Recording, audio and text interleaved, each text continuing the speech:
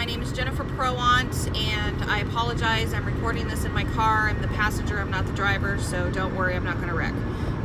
So the first question on Module 5 is we're talking about social psychology. You have the two scenarios. Olivia wants to cancel her newspaper subscription because she is tired of hearing about the violence and tragedy of the world and her community, and it's too depressing. And then you also have City Council cutting funds to schools in order to compensate for budget cuts. Teachers are fired, programs are cut. So the first question is, which of the acts mentioned above do you feel constitutes aggression? I could see there would be more aggression with the second scenario, with the budget cuts, because it's actually affecting another person because someone is losing their job. The first one, I don't see that it really constitutes as aggression because it just makes you sad because of the tragedy in the world and you want to cancel your newspaper subscription.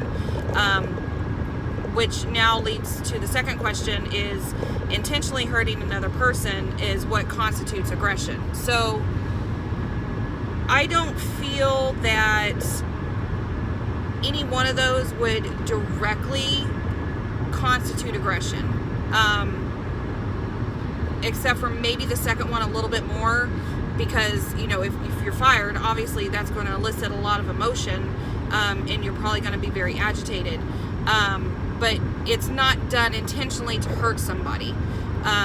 You know, they're not saying, oh, well, we're going to fire Tammy today because, just make her mad, but that's not the case. So,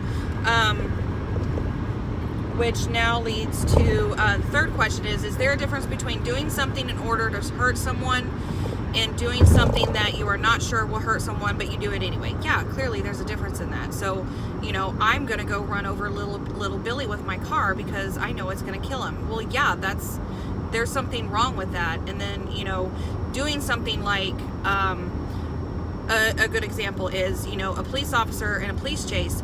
He knows that if he does a pit maneuver in a highway where there is other cars going down the road, he has to weigh his options as to whether or not that is going to be a good time to do that, because it could end up hurting somebody else. So clearly there is a huge difference in, doing something to hurt somebody intentionally and doing something that will hurt someone, but you don't know if it'll hurt someone, but you do it anyway. So, and it's a case-by-case scenario, in my opinion.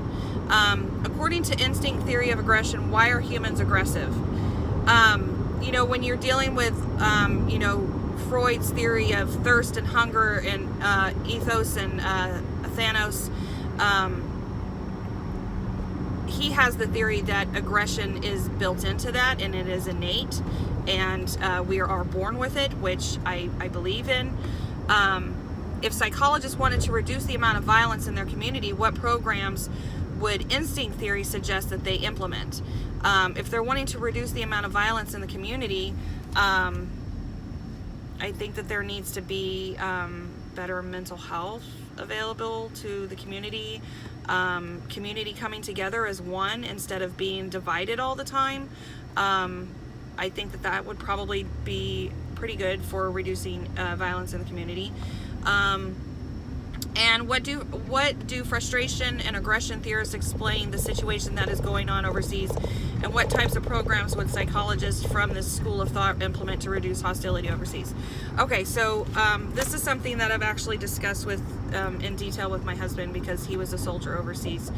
So I kind of got his take on how things, kind of were over there. So the agitation and aggression part of it is whenever you have 120 degree heat, men filled with testosterone, crowded in a fob unit, with no personal space, you're smelling the same person every day for like a year, and it's BO. Or on the other hand, you're dealing with bombings and burning buildings and burning bodies on top of it. That's going to elicit a lot of aggression and agitation. And in this environment, this is war. It's not meant to be lollipops and rainbows. It's going to be aggressive. And unfortunately, for us to fight a war, our soldiers are going to have that going on in their mind. So what they could do to better that situation is probably better living quarters for the soldiers whenever they're overseas. Maybe not sleeping, you know, a foot away from someone who smells like butt and, you know, nasty socks and, you know, dead carcasses would probably be a good start. Better food, because we know our soldiers aren't eating very good over there. It's not like, you know, they're at home having a home cooked meal. Weights to blow off steam, letting them be able to utilize, you know, something like that to where they're not letting all of their frustration out on the battlefield. You know, they can get that out in a different way. But like I said, war, it's still war. So, you know, there's still going to be aggression and agitation, and you have men around each other and they kind of like feed off of one another sometimes. So, you know, that's just my take on it. So thanks for listening, guys. I appreciate it. Thanks. Have a good day.